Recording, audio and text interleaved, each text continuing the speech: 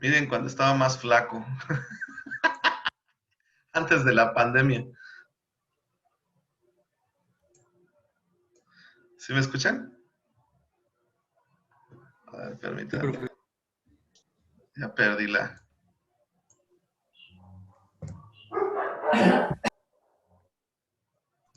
A ver,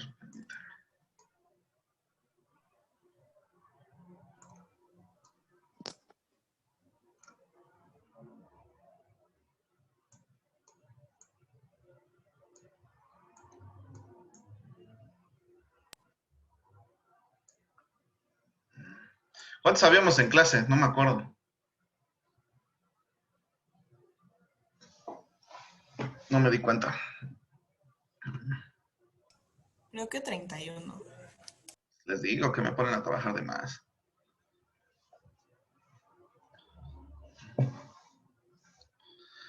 Imagínense el día que me toque evaluar. No me va a doler. Como no se dan idea. Ah, pues, bueno, ya me dolió. Semestre pasado. Ok, ¿cuántos estamos en...? Ah, ya hay 29, ya me sigo, ¿sale?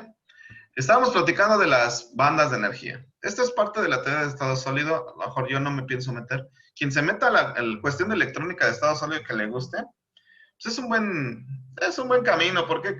Porque los vehículos ya requieren muchos dispositivos de propósito específico. Y es un buen camino a recorrer. Y los estudios de posgrado te dan ese camino. En el Simvestab de ahí de aquí de México, ahí al lado de Zacatenco, ahí sobre Avenida Politécnico, casi enfrente de Ticomán, hay una parte de la sección de ingeniería eléctrica y ahí tienen electrónica de estado sólido. Ahí, ¿cómo les diré? Sacan su posgrado y ellos se dedican a la parte de hacer semiconductores. Y en el entorno automotriz, la parte de electrónica cada vez va avanzando más fuerte. ¿Por qué? Pues porque todo ya se está haciendo chips y ahorita que ya están sacando los modelos eléctricos pues en Ford Cuautitlán ya están produciendo el Mustang eléctrico, no sé si ya sabían. Y eso Sí. ya ¿eh? Ya ahorita tiene, creo que desde junio, no recuerdo, del año pasado ya habían sacado producción ese, pero bueno, ahí hay camino. Sigamos. Semiconductores requieren un nivel energético menor para poder empezar a conducir. ¿Sale? Tienen la banda de valencia, tienen la banda de conducción y la banda prohibida. Y lo que es el conductor requiere muy poco nivel energético para que empiece a conducir, empiecen a fluir esos electrones de valencia. ¿Sale? De aquí, permítanme. Silicio y germanio, ya les comentaba, tienen los átomos de silicio, el átomo de germanio tiene su número energético. El silicio es por mucho el material más utilizado en diodos, transistores, circuitos integrados y otros dispositivos semiconductores. Tiene un porqué el ocupar el silicio, o es más ocupado el silicio en este tipo de aplicaciones. A ver si aquí lo dice. A ver. Si los electrones de valencia de germanio residen en una cuarta capa, mientras que los de silicio están en la tercera, más cerca del núcleo. Esto significa que los electrones de valencia de germanio se encuentran a niveles de energía más altos que aquellos de silicio y por consiguiente requieren una cantidad de energía adicional más pequeña para escaparse del átomo. Eso es, bueno, ok. Los niveles de energía requeridos en silicio son mayores que los de germanio para que empiece a conducir. ¿Qué quiere dar a entender? Cuando tenemos dos diodos, el potencial de barrera de un diodo de silicio es de 0.7 volts y el potencial de barrera de un diodo de germanio es de 0.3 volts. No, 0.4 me parece. 0.4. Fíjense, ya se me olvidó ese dato. Es menor el nivel energético que se requiere en un diodo de germanio, pero conlleva otras implicaciones. Esta propiedad hace que el germanio sea más inestable a altas temperaturas. ¿Qué quiere dar a entender eso? Que puede conducir si se calienta. O sea, realmente un dispositivo de esta índole como un diodo, lo ocupamos muchas veces como un tipo válvula checa. Conduce en un sentido y deja de conducir en otro. Hay formas de hacer que conduzcan los diodos. Puede ser por una avalancha de potencial positivo, puede ser por altas temperaturas. Y ese es el problema de los diodos de germanio. ¿Sale? Es una corriente, dice, inestable a altas temperaturas, por lo que produce una excesiva corriente en inversa, Por eso el silicio es un material semiconductor más utilizado. Aquí el porqué del silicio es más encontrado en lo que son todo este tipo de dispositivos. Los materiales semiconductores en su estado intrínseco no conducen bien la corriente y su valor es limitado. Su estado intrínseco es que están puros, ¿sale? Esto se debe al número limitado de electrones libres presentes en la banda de conducción y huecos presentes en la banda de valencia. Ok. Si el silicio intrínseco o germanio se debe modificar incrementando el número de electrones libres o huecos para aumentar la conductividad y hacerlo útil en dispositivos electrónicos. Su tratamiento es especial. Esto se hace añadiendo impurezas a material intrínseco. Ya lo habíamos platicado. Dos tipos de materiales semiconductores extrínsecos, es decir, impuros. Las impurezas se les agregan en su producción o sea, al silicio se le agregan impurezas para que se vuelva un material del tipo N, un material del tipo P. Si son los bloques de construcción fundamentales en la mayoría de los tipos de dispositivos electrónicos. El dispositivo semiconductor fundamental es un diodo. Ese diodo está formado por material tipo P y material tipo N, que es a partir de impurezas agregadas. ¿Sale? Este es el circuito más básico para la polarización de un diodo semiconductor. Voy a cambiar de diapositiva. Dopado. Ese es el proceso de agregarle las impurezas. La conductividad del silicio del germanio se incrementa drásticamente mediante la adición controlada de impurezas al material semiconductor intrínseco. Este proceso se llama dopado, incrementa el número de portadores de corriente, electrones o huecos. Aquí los manejan como electrones o huecos. Esos huecos, bueno, esa parte del electrón de valencia. Tiene hoyitos o electrones para que empiecen a conducir. Los dos portadores de impurezas son el tipo N y el tipo P. El semiconductor tipo N, aquí le dicen que le agregan impurezas pentavalente, es decir, fósforo, bismuto y antimonio, elementos. Para el semiconductor tipo P se le agrega boro, indio o galio al silicio para obtener un semiconductor tipo P y al silicio para fósforo, bismuto y antimonio para obtener un semiconductor tipo N. ¿Sí queda claro? ¿No los estoy aburriendo de más? No, bueno. No, profe. Sale. Si se toma un bloque de silicio y se dopa una parte con él, con una impureza trivalente y con otra impureza pentavalente, es decir, un material tipo N y tipo P, se forma un límite llamado unión PN. Aquí la tenemos la unión. Tenemos la región tipo P, donde existen los huequitos, y aquí tenemos la región tipo N, donde existen los electrones para pasar. Para que fluyan estos electrones hacia la región P, requerimos un nivel energético, o mejor dicho, va a haber una pérdida de energía en los electrones. Por eso se habla de los potenciales de barrera. Es la energía necesaria para que los electrones fluyan a través del semiconductor. Bueno, del dispositivo en este caso. Tienen que brincar esta unión de material P y de material N. ¿Sale? Un diodo es un dispositivo que conduce corriente en una sola dirección. La unión PN es la característica que permite funcionar así a diodos, ciertos transistores y otros dispositivos. Se los pongo desde esta índole. El diodo es el semiconductor fundamental. Después del diodo nació el transistor. Después del transistor nacieron más semiconductores y de ahí se fue dando la mano. Es decir, de ahí se fueron formando SCRs, triacs, dispositivos semiconductores. De ahí se formaron de los diodos con puertas lógicas, de los transistores se formaron con puertas lógicas. Después de las compuertas lógicas, ¿qué siguió? ¿Ustedes saben? ¿Se saben esa historia? Se la debo, profe. Ok, bueno. Después de las compuertas lógicas, siguieron los flip-flops, elementos que almacenan memoria, los latch. Después los flip-flops. De ahí se integraron a gran escala para hacer procesadores. Bueno, primero procesadores de 8 bits. Y así poco a poco, hasta que se hicieron los procesadores de hoy en día. Después de ahí se formó lo que son los embebidos o los microcontroladores y de ahí toda la lógica y nuestra industria de los semiconductores en el mundo, ¿no? O sea que la unidad fundamental es el diodo y de ahí se desprende todo. Obviamente, la escala, cuando les hablen de escala de integración, nos está diciendo de que un procesador, si es de una alta escala de integración, tiene muchas compuertas lógicas, tiene muchos transistores en su interior. Transistores, resistencias. Es un dispositivo pequeño, pero que tiene en su contenido demasiados arreglos. Por eso se les habla de una escala de integración muy alta, porque tenemos muchos dispositivos compactados en un monolítico, se le llama. ¿Sí queda claro? ¿Queda claro hasta aquí todo? Pregunto. Sí, profe. ¿Alguna duda? Profe. Hay uno de los enemigos de los estudiantes a distancia. Bueno. ¿Alguna duda? ¿Nadie? ¿Todo bien? O sea que ya sacan 10 en el examen. No.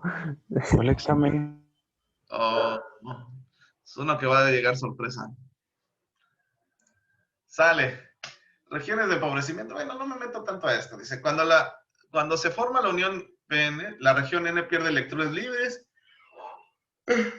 a medida que se difunde a través de una unión. Dice, esto crea una capa de cargas positivas cerca de la unión. A medida de que los electrones se mueven a través de esta, la región P pierde huecos a medida que los electrones huecos se combinan. Dice, esto crea una capa de cargas negativas, iones trivalentes, cerca de la unión. Estas dos capas de cargas positivas y negativas forman la región de empobrecimiento. Es decir, esta pequeña barrera que nuestros electrones tienen que brincar para que empiece a conducir. Aquí dice el potencial de barrera. Creo que aquí vienen los datos ya específicos. Dice, en la región de empobrecimiento existen muchas cargas positivas y muchas cargas negativas en los lados opuestos de la unión PN. Las fuerzas entre las cargas opuestas forman un campo eléctrico. Bueno, aquí no tengo la figura. Mediante flechas entre las cargas positivas y las cargas negativas. Este campo eléctrico es una barrera para los electrones libres en la región N y se debe consumir energía para poder mover un electrón a través del campo eléctrico. Es decir, se debe aplicar energía externa para hacer que los electrones se muevan a través de la barrera del campo eléctrico en la región de empobrecimiento. O sea, requerimos energía para pasar esa región de empobrecimiento. Se le llama formalmente de esa forma. La diferencia de potencial del campo eléctrico a través de la región de empobrecimiento es la cantidad de voltaje requerido para mover electrones a través del campo eléctrico, es decir, a través de esa barrera, bueno, de ese límite entre el material N y el material P. Esta diferencia de potencial se llama potencial de barrera y se expresa en volts. ¿Sale? Y aquí viene lo interesante. Expresando de otra manera, se debe aplicar una cierta cantidad de voltaje igual al potencial de barrera y con la polaridad apropiada, eso es importante, debe ser apropiada la polaridad, a través de la unión PN para que los electrones comiencen a fluir a través de la unión. El potencial de barrera de la unión PN depende de varios factores, incluye el tipo de material semiconductor, la cantidad de dopado y la temperatura. Eso es algo importante. Todos los semiconductores nos afecta la temperatura. El día que tengan a su cargo cuestiones de mantenimiento y tengan dispositivos electrónicos, una de las cosas primordiales que tienen que estar tomando en cuenta es la ventilación de sus dispositivos. Y más si ocupan electrónica de potencia porque genera demasiado calor. ¿Por qué se genera el calor? Por la disipación de potencia en semiconductores. Esa famosa unión PN genera calor porque se consume energía para dar el brinco de los electrones. Pero ese consumo energético es corriente y es voltaje. Se genera potencia. Se disipa potencia en forma de calor por efecto Joule. Siempre debemos de tener en cuenta la ventilación o el enfriamiento de los dispositivos. ¿Cómo podemos enfriarlos? Por medio de, ¿cómo se llama? Ventiladores de tiro forzado, es decir, los ventiladores de esos negros de la computadora. Pero al final de cuentas, todo ese aire caliente lo tenemos que aventar a la atmósfera. O sea, no puede recircular. ¿Sale? El potencial de barrera típico es aproximadamente 0.7 volts para diodos de silicio y 0.3 volts para diodos de germanio a 25 grados Celsius. Dependiendo de la temperatura, nos va a variar ese potencial de barrera. Algo importante, este es un diodo de germanio. ¿Cómo lo identifican? Por el color. El empaquetado parece transparente, internamente trae un color naranja. Estos de acá son los diodos de silicio. Estas bandas de color negro, ¿qué son? Su símbolo de diodo es una flecha, junto con una rayita en la cabeza, en la punta de la flecha. Esa rayita de la punta de la flecha son estas bandas. Nos dice el estado de conducción. O sea que el cátodo va a estar aquí, al final va a ser negativo, y el ánodo va a estar al inicio. ¿Sale? A ver si por acá. Bueno. Creo que déjenme ver si ya me acabé estas diapositivas, pero tenemos más material, no se preocupen. Permítanme un momento.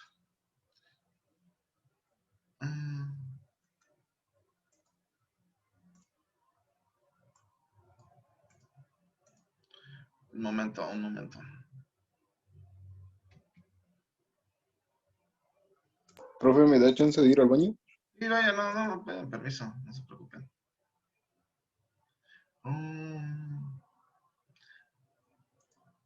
Esto no.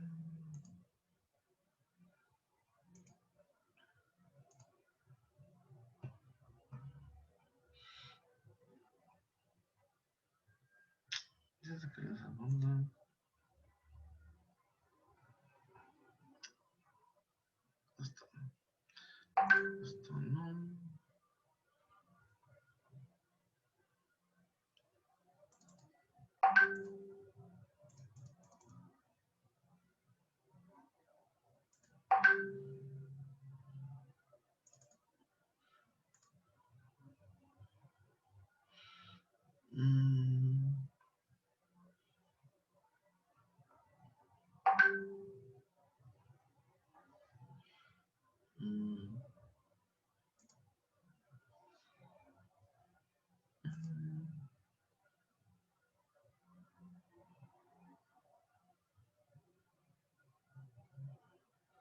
Permítanme un momento nada más.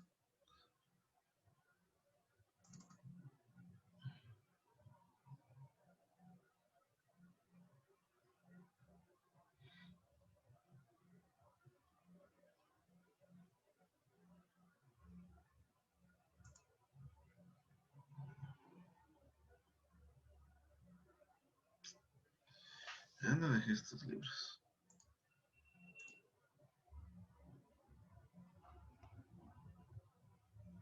Ahí está.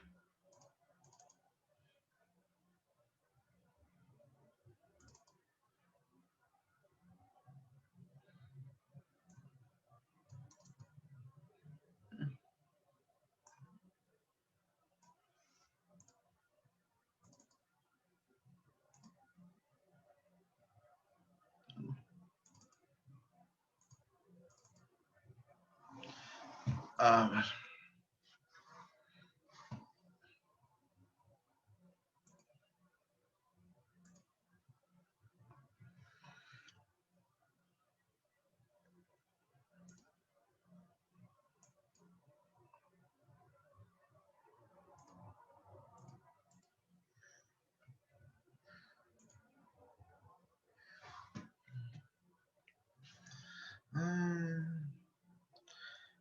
Permítanme.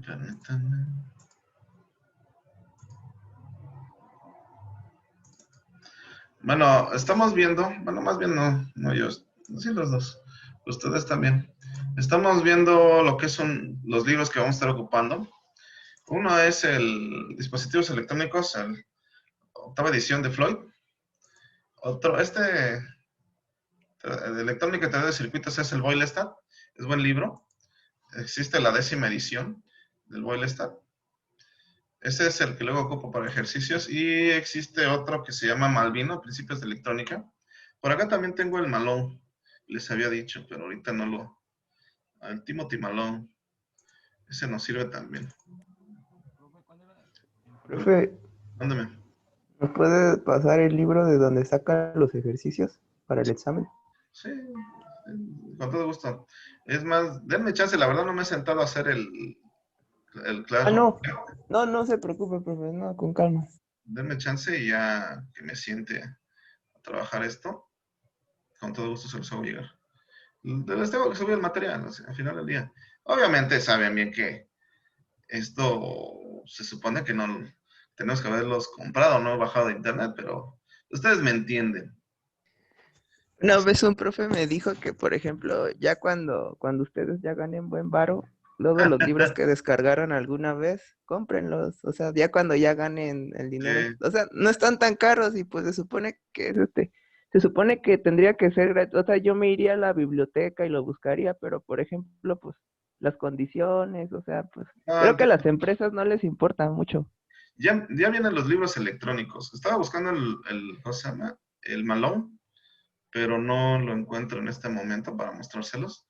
Realmente, hay muchas cuestiones. Voy a decirles que yo trato de conseguirlos en físico, pero pues ahorita por las circunstancias opté por tenerlos en electrónico, encontrarlos, luego los escanean, todo eso. Para mí, como estudiante, luego, no sé, los compra quien, pues ahora sí que tiene el chance y también el gusto. Yo sí era de los que luego me tornaba las becas en libros, ¿no? Porque para mí es un vicio esto de los libros. Pero pues también entiendo quienes nada más les gusta tenerlo para lo necesario y vámonos, ¿no? Y a veces también se vale. Déjenme irme al capítulo 2, porque ya vimos de electrónica de estado sólido. Déjenme ver si viene lo que necesito.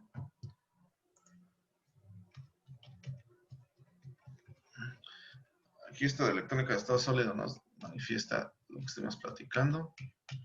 Lo bonito de este libro del Malvino es de que vienen simulaciones en en Multisim. Esto es de los niveles energéticos, el hueco, dopaje. Esto no me interesa. Esto sí me interesa. Polarización. Ok. Ya hablamos del potencial de barrera, polarización directa, flujo de electrones libres. Cuando hablamos de polarización directa en los dispositivos semiconductores, para mí, lo primero, un dispositivo semiconductor que ya vamos a ocupar es el diodo. El diodo está conformado entre material N y material P. Existe una unión PN. Esa unión genera una región de empobrecimiento, lo que provoca que esa región de empobrecimiento requiera un nivel energético que es el potencial de barrera para hacer que fluyan los electrones. ¿Sale? Dependiendo de ese potencial de barrera va a ser el tipo de dispositivo que vamos a tener. ¿Cómo los polarizamos? Tenemos el circuito básico, donde existe una fuente de alimentación, una resistencia y lo que es la unión de los dos materiales, material P y material N. Se le llama polarización directa, ¿por qué? Porque el potencial mayor va al material P y el potencial menor va al material N. Este resistor, o esa resistencia que se pone, es una resistencia de limitación de corriente.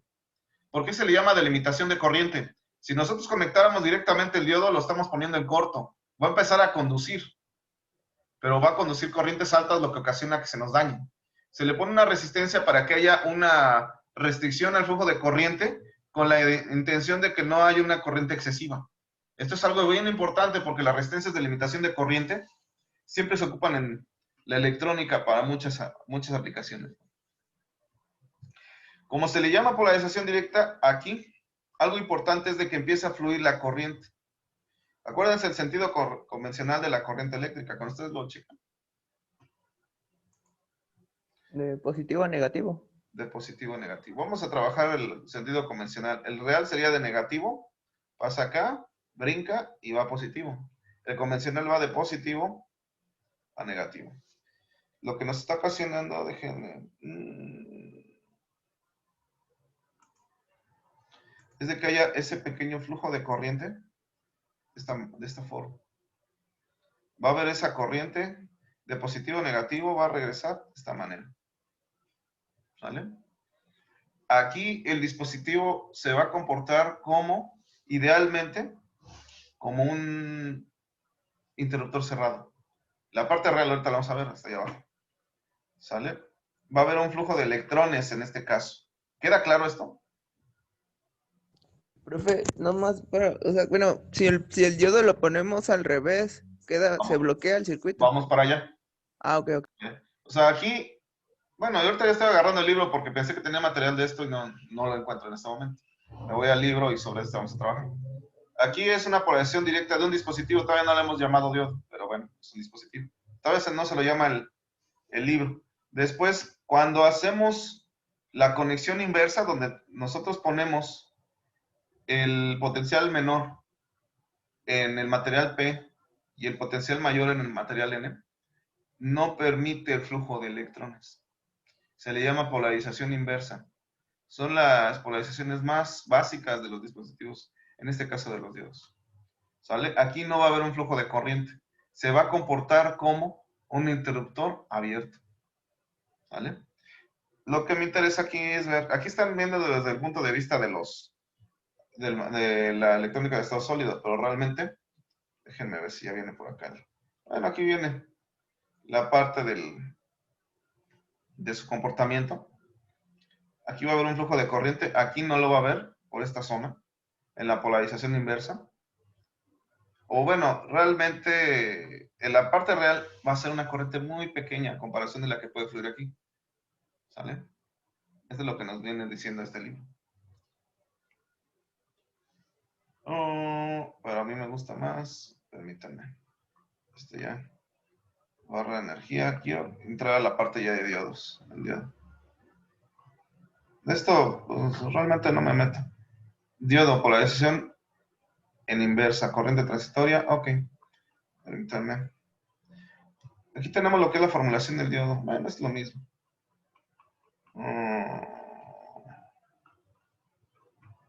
Permítame tantito. Ok, era por acá. Ok. Aquí ya teniendo la información de cómo se estructura lo que es el material N y el material P y cómo se incorpora, tenemos lo que es el diodo, es el elemento más básico de la electrónica.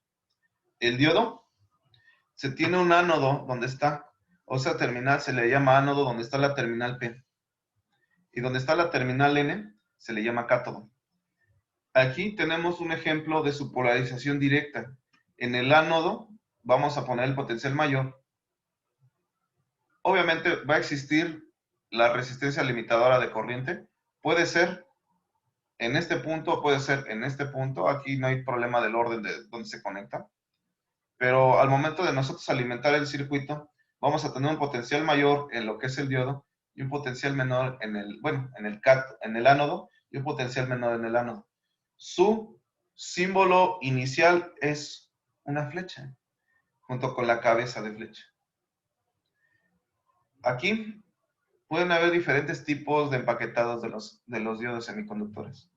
Existe lo que son los rectificadores. Estos son empaquetados robustos, el DO5, porque manejan demasiada corriente y altos voltajes. Nosotros podemos encontrar este de acá, el DO15. Bueno, son varios tipos de empaquetado.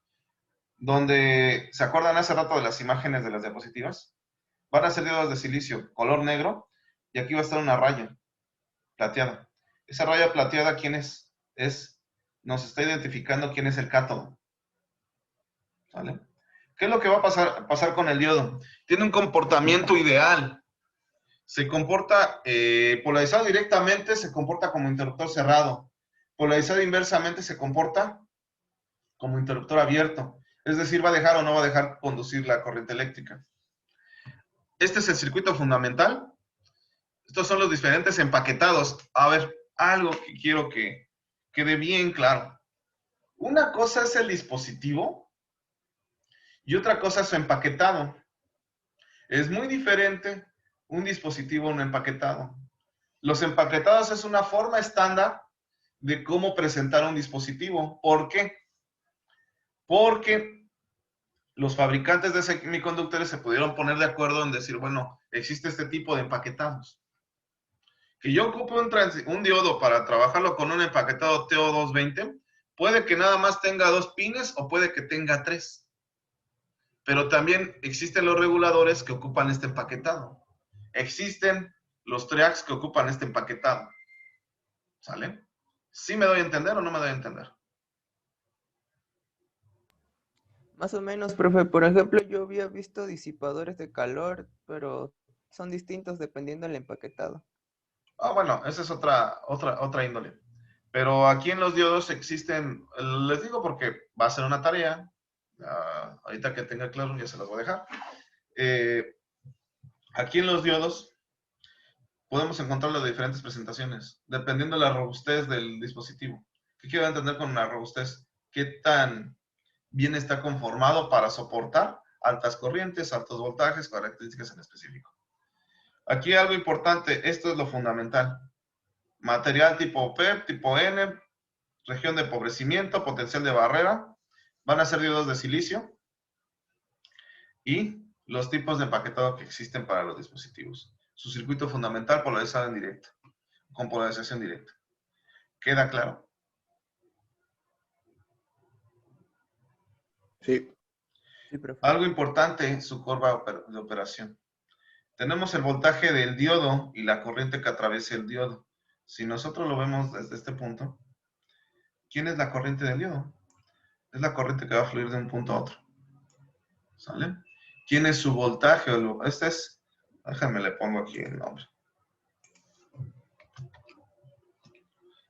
Okay. ID. Corriente del diodo. Su potencial del diodo, ¿cuál es? Comentarios. Permítame. Tengo aquí una polaridad positiva, una polaridad negativa. El voltaje del diodo es este. ¿Sale? ¿Qué pasa? Teniendo corriente y voltaje tenemos que ver su comportamiento del dispositivo, cómo se comporta. Tenemos una corriente inversa. La corriente inversa va a ser una corriente muy pequeña. Es una corriente que fluye de cátodo a ánodo. Realmente es una corriente de fuga, es una corriente no deseada. Esa se va a presentar en dispositivos reales. Es decir, cuando ustedes apliquen algo, bueno, ya lo implementen físicamente, siempre va a haber una corriente muy pequeña que puede fluir en inversa. Su región inversa, su región directa, su potencial de barrera. ¿Qué quiere darnos a entender? Aquí llaman codo, pero realmente es el potencial de barrera. ¿Vale? Ese potencial de barrera nos dice que es el voltaje necesario para que empiece a conducir. Cuando llega a 0.7 volts aproximadamente, este dispositivo conduce. Empieza, si empieza a aumentar su corriente, puede aumentar un poquito su potencial. Este voltaje es el voltaje o potencial de barrera que requiere el diodo para empezar a funcionar, es decir, lo consume. Por eso, este voltaje aunado a esta corriente, ¿qué va a pasar? Entre mayor sea la corriente o que se quede constante el voltaje, ¿qué va a ocasionar?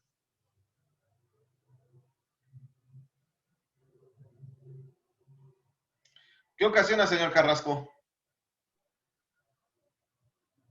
Disculpe, ¿qué, profe?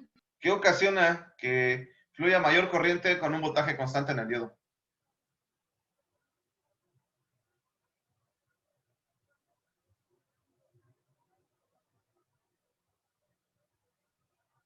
No sé, profe, la verdad, ¿qué es lo que sucede? Ok, vamos a preguntarle a alguien más. A ver, ¿qué ocasiona, señor Olvera? No tengo idea, profe. Señor Ricardo Sosa, ¿qué ocasiona?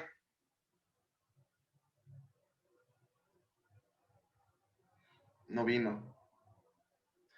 No está. Señor Alex, ¿qué ocasiona?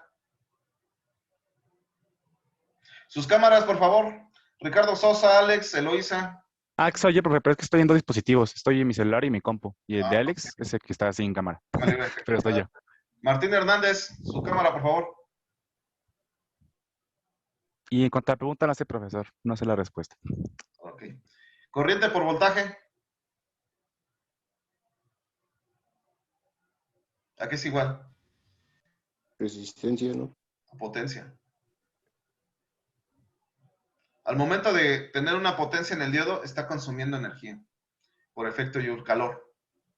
Eso es lo que nos ocasiona esa multiplicación de la corriente que fluye a través del diodo por el voltaje que tiene, el voltaje necesario para que empiece a funcionar, nos ocasiona disipación de energía en forma de calor.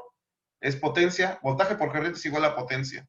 La potencia, por efecto Joule, está generando calor. Ese calor lo vemos en el diodo. Por eso diferentes empaquetados. Estos diodos de aquí, pues es, digamos, es de la línea 1N. Vamos a platicar rápido porque ya se acabó la clase. La línea 1N4001 nos está diciendo que trabaja a 100 volts, pero este soporta solamente un ampere máximo. Es más, creo que hasta es mucho. ¿Qué es lo que pasa? Su potencial o su voltaje en inversa o en directa soporta 100 volts, pero no soporta mucha corriente. No disipa mucha potencia, por lo cual soporta. Pero dependiendo las características de las variables eléctricas que fluyen a través de los dispositivos, va a robustecerse su empaquetado. ¿Cuál es el empaquetado más robusto que ven en estas imágenes? El D05, ¿no, profe? El D05. Es un empaquetado que lleva un atornillado, va a placa, va a bus. O sea, no es de los que empieza a soldar. O sea, no es de los que le mete estaño, no, este ya no. Este va atornillado. Este se ocupa luego para, bueno, realmente no tanto. Hay diodos más grandes que se ocupan en bancos de rectificación. Van atornillados.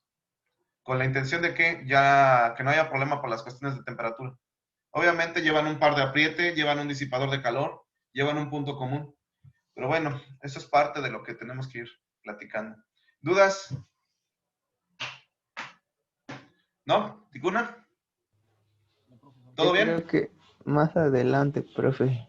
Ya vamos a empezar a ver algunas cuestiones por ahí. ¿No hay ninguna duda por lo de la clase del día de hoy? No, profe. No, profe. Ok, pues ya por hoy le dejamos hasta aquí porque ya me estoy pasando. Una pregunta, ¿mañana tenemos clase? Se supone profe. que sí. Miércoles Ok. a las 8:30. Mañana nos vemos entonces. ¿Sale? Si tienen una hora Sale, libre, profe, nos vemos. sale. Ahí estamos en comunicación, cuídense, que tengan bonito día. Profe, igual cuídense, nos vemos. Les encargo la bitácora a quien le corresponde, ¿vale? Vale. Adiós. Hasta luego. Sí, profe. Hasta luego, profe. Adiós. Hasta luego, profe.